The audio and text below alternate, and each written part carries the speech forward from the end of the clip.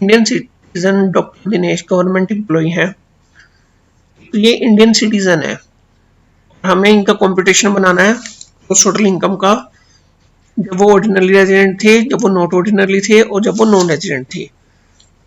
तो यहाँ पर क्या बनेगा इसका competition, income from salary received in foreign country for service rendered in that country.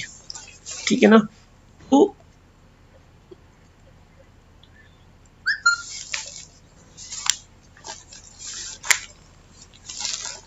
अब यहाँ पर क्या है आपका, income from salary received in foreign country,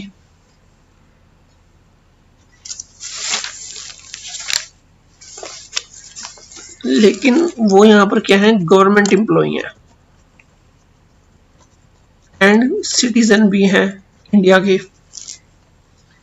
government employ भी इंडिया के हैं और सिटीजन भी वो इंडिया के हैं। ठीक है, ऐसी इनकम को हम क्या बोलेंगे, income deemed to accrued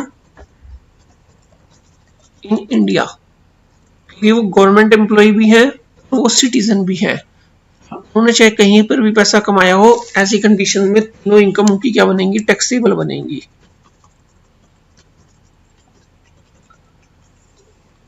second क्या है हमारा,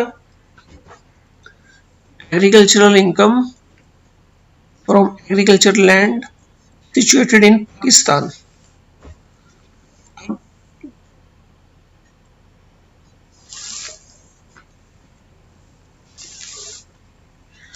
यहाँ पर क्या होना चाहिए, यहाँ पर देखो ये जो एग्रीकल्चरल इनकम है आपकी, ये कहाँ की है, पाकिस्तान की। एग्रीकल्चरल इनकम इन, इसमें हमें लिखना है एग्रीकल्चरल इनकम इन पाकिस्तान। ठीक है, और ये डीम्ड नॉन एग्रीकल्चरल है, डीम्ड नॉन एग्रीकल्चरल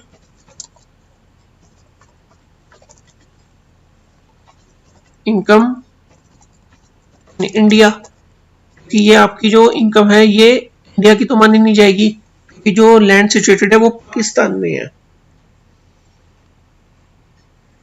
ठीक है, क्योंकि land is not situated in India. अगर ये इंडिया में होती तो ये सारी एग्जेम्प्ट हो जाती, तो इसलिए यहाँ पर क्या होगा, रेजिडेंट के लिए तो ये टैक्सेबल बनेगी, बाकी सबके लिए कुछ नहीं, क्योंकि ये पाकिस्तान में जो है एस्टेब्लिश है।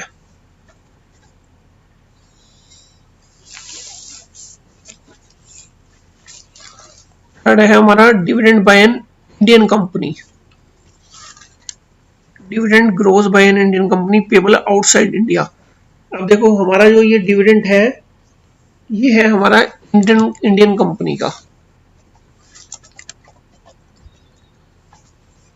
Dividend by an India company.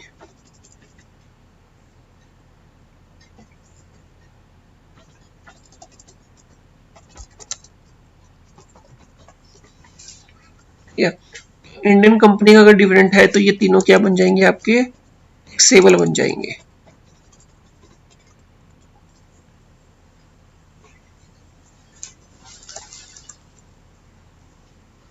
Fourth है हमारा income from transfer of a long term capital asset situated in India.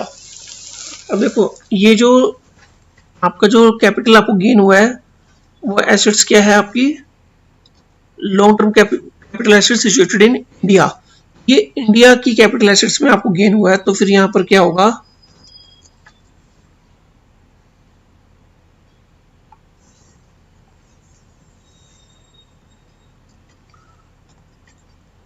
ये आपका लॉन्ग टर्म कैपिटल गेन्स है, लेकिन आपको हुआ कहां पर है, ये इंडिया में, तो ये सब आपको टैक्सेबल बनेगा।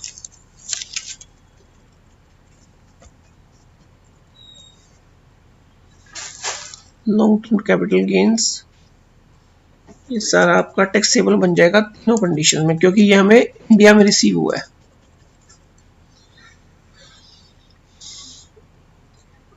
ओके, फिफ्थ पॉइंट है हमारा interest earn and received in England from bank deposits there. हमने इंटरेस्ट जो कमाया वो इंग्लैंड में कमाया, वहीं पर जमा किया। तो ऐसी कंडीशंस में क्या होगा, interest from a bank in England. अब आपने इंग्लैंड में कमाया, वहीं जमा किया, तो सिर्फ रेजिडेंट जो है वो टैक्सेबल बनेंगे, बाकी जो दोनों है वो नॉन टैक्सेबल हो जाएंगे। ये इन तीनों की आपकी टैक्स लायबिलिटी आ गई है, सॉरी ग्रॉस टोटल इनकम आ गई आपकी, ग्रॉस टोटल इनकम।